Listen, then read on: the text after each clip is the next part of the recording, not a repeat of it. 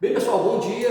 É um prazer imenso estar com os senhores aqui. Turminha de segundo ano, né? Aulas à distância, né? Mas precisamos nos adequar à nossa realidade, né? Uma realidade que é nossa, mas que é também global, universal. Hoje nós vamos ver o conteúdo de arte, né? Um conteúdo aí de revisão para os senhores, né?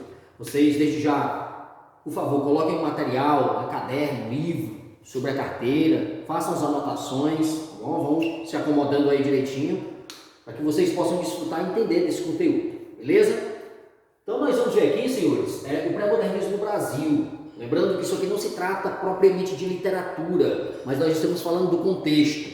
Uma vez que tocamos aqui no nome literatura, tanto a disciplina de literatura quanto a disciplina de arte exigem conhecimento do contexto histórico, do contexto nacional. Isso é muito importante nas provas do Enem, para que nós possamos marcar corretamente, entender essas questões, né, que a prova de linguagens apresenta, tá bom? Então, o contexto do pré-modernismo no Brasil.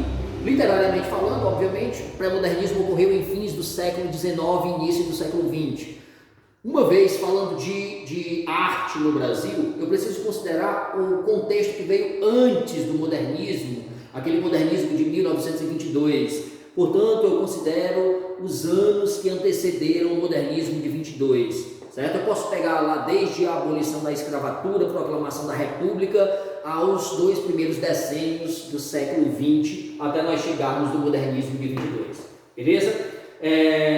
Um fato aqui que eu apresentei foi a chegada de Getúlio Vargas ao poder. Isso aí vai deixar a década de 30 reimosa, né? Uma década de muita contestação, de muita transformação no campo da sociedade, no campo da política, no campo da arte. A chegada de Getúlio Vargas repercutiu em alguns aspectos positivamente, em outros aspectos negativamente, né?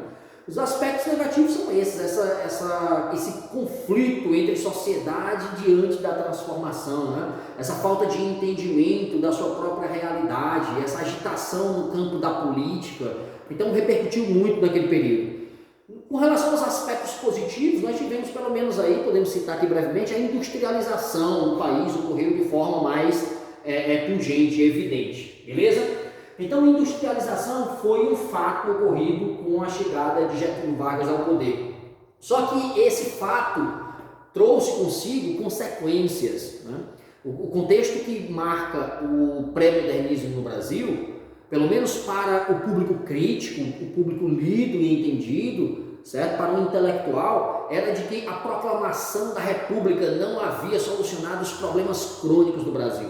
Nós chegávamos aí às beiras, às margens da Semana de Arte Moderna de 1922, tendo plena consciência de que as transformações no campo da educação foram infrutíferas. O Brasil, naquele período, apresentava uma grande gama de analfabetos ainda. Isso sem falar nas precárias condições de vida, na falta de saneamento básico Brasil afora, nas disparidades sociais, né? Então o Brasil estava ali como um caldeirão, vamos dizer assim, de problemas a enfrentar, a solucionar, ok? E obviamente quem se deparava diante disso tudo, né, em primeiro plano, era a sociedade, o pobre, né? A sociedade pobre, beleza? Então, temos aqui industrialização como a primeira consequência da chegada de Getúlio Vargas. Depois nós temos aqui contestação da República. Então a República veio, mudou o plano de governo, né, lá em 1889, finalzinho do século XIX, e praticamente de 20 a 30 anos depois, a sociedade pôde entender que houve transformação no campo político, no campo social. No entanto, o indivíduo pobre não desfrutava dos benefícios do indivíduo rico.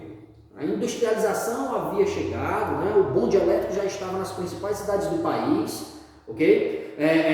O maquinário, a tecnologia da época, como o telégrafo, o telefone. No entanto, a massa faminta urrava. O pobre não tinha acesso a esses meios, né? Ele não consumia, ele não podia. Eu costumo avaliar, né, esse período no Brasil, do pré-modernismo, fim do século XIX para o início do século XX, como um dos períodos mais críticos da nossa história. O homem vivia que nem bicho do mato, né? Sem direitos, sem conhecimento, sem acesso a bens e serviços, sem acesso a serviços básicos à condição humana. Então a vida era deprimente, certo? As distinções sociais eram muito evidentes. Havia uma ponta da pirâmide muito exclusiva, pequena por sinal, que desfrutava de muito conforto, lazer e acesso aos bens e serviços, e havia uma massa faminta urrando, né, a base da pirâmide, aquela base mais larga, não é isso? Então você imagina que a pirâmide havia uma ponta que desfrutava de muitos benefícios, de muita riqueza, tinha acesso à cultura e etc. Mas a outra base aqui, que é mais larga, né? Você observa aqui o fundo, essa daqui não tinha acesso a quase nada, não desfrutava da condição de cidadania, de cidadão, ok?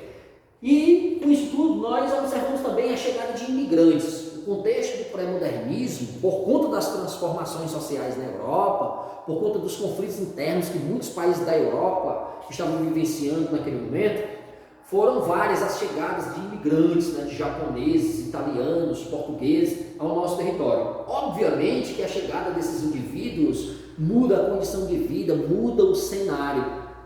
Então, aqui também cabe como objeto de análise. Professor, por que esse conteúdo é importante para o Enem? Porque, senhores, os textos modernistas serão apresentados. E a capacidade que eu tenho em entender esses textos modernistas, sejam eles textos verbais ou não verbais, muito disso se dá pelo conhecimento que eu tenho do contexto, ou seja, o conjunto de acontecimentos, de transformações sociais ocorridas em um dado período que, direto ou indiretamente, influencia, e na época influenciou de fato os escritores, os autores e artistas a produção de suas obras, ok? Então a chegada dos imigrantes aqui constitui também um ponto relevante no tema pré-modernismo no Brasil, tá bom, pessoal? Aqui nós temos as vanguardas. Opa, professor, peraí, você está falando de pré-modernismo no Brasil, mas as vanguardas ocorreram na Europa, claro, parabéns para quem pensou dessa forma, muito bem. No entanto, nós precisamos entender que naquela época do pré-modernismo, ou seja, com os anos que antecederam o modernismo no Brasil, os intelectuais, os artistas, muitos deles eram bancados pelo Estado a estudos no estrangeiro, né? Então foram vários artistas brasileiros que foram à Europa estudar ou ter contato com os artistas de lá. Um exemplo disso foi o Oswald de Andrade, um dos mentores do modernismo no Brasil, né? A primeira geração. Ok? De uma forma ou de outra, essa visita dos brasileiros à Europa acaba por influenciar o modelo de produção artística no Brasil. Então nós estávamos naquele período de modernismo, em 1922, completando 100 anos de nossa independência histórica, né? Uma vez que a independência no Brasil ocorreu em 1822.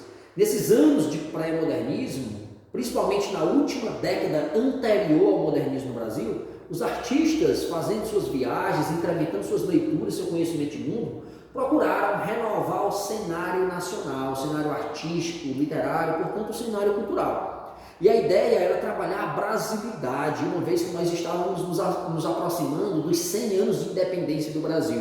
Trabalhar com uma arte, com uma literatura puramente nacionais. Para isso era necessário influências. Então esses caras viajaram para a Europa, eles tiveram contato com artistas renomados das vanguardas e eles trouxeram ideias. Ah, professor, então os livros estão mentindo, dizendo que o modernismo é um movimento de brasilidade, é um movimento que contesta a cultura estrangeira. Nós precisamos avaliar esse tipo de argumento, certo? Os artistas brasileiros viajaram para a Europa. E eles tiveram influências, cultivaram amizades e entenderam o que estava acontecendo em território europeu.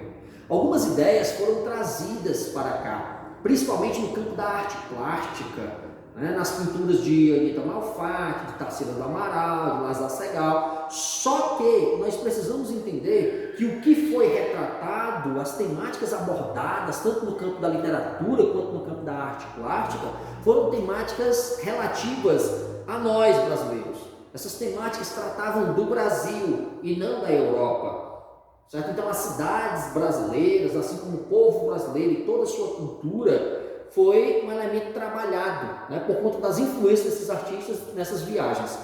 Portanto, eu preciso entender que o modernismo ele tem sim o seu aspecto de originalidade, mas não é 100% original, uma vez que esses artistas conheceram outros artistas na Europa e, consequentemente, a arte que eles produziam lá. Ok? Só que as vanguardas, elas trouxeram a renovação. É tanto que o Monteiro Lobato, em sua paranoia e mistificação, em crítica, né, a Anita Malfatti, ele vai contestar isso, né? Então, nós, como críticos da época, como sociedade, nós estávamos ali meio que estupefatos em nos deparar como sociedade a uma arte daquele estilo. Como não cultivar mais elementos renascentistas, por exemplo, as técnicas de Leonardo da Vinci, uma Mona Lisa daquela, e agora ter que idolatrar, ter que aceitar o Abaporu, que para muitos mais parece um boneco de biscuit, não é isso? Então nós precisamos entender como foi essa repercussão. E essa repercussão, né, na sociedade, ela ecoou negativamente. O modernismo só foi comemorado 50 anos depois. Só em 1972 houve o primeiro aniversário em comemoração da Semana de Arte Moderna, porque a repercussão foi negativa para a sociedade da época. A sociedade, muitas vezes alienada, analfabeta, não estava preparada para tamanho impacto. Daí, certo, essa repercussão de cunho negativo. Mas, em suma, o modernismo procurou renovar as técnicas, renovar a arte, porque a arte brasileira já estava desgastada, segundo os artistas da época, tá bom? Então, a renovação de técnicas, a revisão do nosso passado histórico, nós vamos ver em que momento isso aconteceu e como foi que isso se deu, tá bom? Renovar o ambiente artístico, ou seja, os próprios artistas, eles estavam ali, agora cultivando ideias diferentes, segundo eles, ideias modernas. O Brasil independente não podia mais sustentar uma arte, uma literatura enraizadas num passado já bastante cultivado, um passado já clichê para esses artistas da época, ok? Então, renovação do plano artístico. Aqui no plano da literatura, nós temos um ponto de vista muito atual. Os autores da literatura, eles vão considerar as tendências da época, a influência do maquinário, obviamente, das vanguardas europeias, né? Futurismo, cubismo, dadaísmo, essa coisa de reconstrução da literatura e a destruição, vamos dizer assim, para muitos autores do verso, né? Essa coisa da brasilidade, a revisão do nosso passado histórico. Então, foram várias as transformações no campo da literatura. Só que essa literatura ganhava aspectos de atualidade, né? Fugindo das influências do parnasianismo. Aqui foi uma colocação de Graça Aranha, um dos que foi um autor pré-modernista, foi o único autor pré-modernista, na realidade, que participou da Semana de Arte Moderna, tá bom? Então, Graça Aranha, ele vai em um dos discursos de abertura desse evento, porque a Semana de Arte Moderna marca o início do modernismo no Brasil. O Graça Aranha, ele vai justificar, ele até disse entender o porquê que a sociedade está julgando a apresentação das obras dos modernistas como uma aglomeração de horrores. Então, o próprio autor Graça Aranha entendia que aquilo ali para a sociedade de fato despertaria a resistência, o não entendimento, a indignação. Ora, sim, para até homens como Monteiro Lobato, né? O modernismo trouxe o seu impacto, mas olha, lembrar que depois o Monteiro Lobato se redimiu e passou a entender, né, os preceitos do modernismo no Brasil intelectual que era, tá bom? Passando para cá, pessoal, nós temos a liberdade de expressão como uma das características do modernismo. Liberdade de expressão. Quando eu falo em modernismo de maneira genérica, eu posso estar me referindo à primeira, à segunda e à terceira gerações. A primeira que durou de 22 a 30, a segunda que foi de 30 a 45 e a terceira de 45 até por volta de 1954. A liberdade de expressão foi uma característica presente nessas três fases, né? Percebam aí que o Carlos Drummond de Andrade, autor da segunda geração, aquela fase mais engajada, a fase social, né, regionalista, ele usa a liberdade de expressão no seu poema Cota Zero, em que diz o seguinte: stop, a vida parou ou foi o automóvel? Então aí é uma quebra, né, da rima, o não uso do soneto, e tudo isso passou a ser válido e cultivado, né, como inovação pelos artistas modernistas, tá bom? A abdicação dos ideais parnasianos, isso aqui é uma tendência também dos modernistas, uma vez que eles queriam e quiseram e conseguiram atualizar a literatura e a arte no Brasil. Para atualizar era necessário a abdicação, o afastamento das tendências parnasianas, porque para os artistas parnasianos, certo? Desenvolver literatura era sinônimo de rima, de métrica, de verso perfeito, de combinação, de diversidade vocabular para incrementar os textos. Enquanto aqui para os modernistas não. simplesmente era necessário trazer a vida besta, cotidiana, a vida pobre do povo lá que vive no meio de feira, enfim, trazer para os textos essa vida do indivíduo brasileiro nato, do indivíduo pobre, que muitas vezes era descartado da literatura, né? E óbvio, para os modernistas havia necessidade de dispensar todas essas regras, esses parâmetros de rima, de métrica, de combinação de versos, enfim, simplesmente fazer literatura, tá bom? Para isso, esses autores contaram também com humor ácido, esses caras eram muito críticos. Então, Oswald de Andrade talvez tenha sido o mais crítico autor da primeira geração, aquela que foi de 22 até 1930, uma geração entendida como nacionalista. Tá bom, pessoal? Essa primeira fase do modernismo é entendida como nacionalista, beleza? Um importante tópico que não pode ficar de fora é o antropofagismo, a antropofagia que veio mais precisamente no ano de 1928, já no finalzinho dessa primeira fase do modernismo. Antropofagia. Antropofagia foi uma espécie de um amadurecimento das ideias do modernismo, tá bom? Aqui era a questão da deglutição. Deglutição era o ato de devorar o conhecimento, devorar a cultura. Por meio do antropofagismo, você compreender o sentido da palavra, você chega à conclusão de que esses autores, eles de fato consideravam o pensamento do outro, o pensamento estrangeiro, a cultura estrangeira. Eles não cultivavam só a cultura do Brasil, eles queriam desenvolver literatura sobre o povo do Brasil, sobre a gente do Brasil, sobre a terra brasileira, mas eles queriam ter conhecimento de mundo, eles aproveitavam toda e qualquer informação, ou seja, a valorização da leitura. Quanto mais eu leio, mais capacitado eu me torno, mais crítico também eu me torno.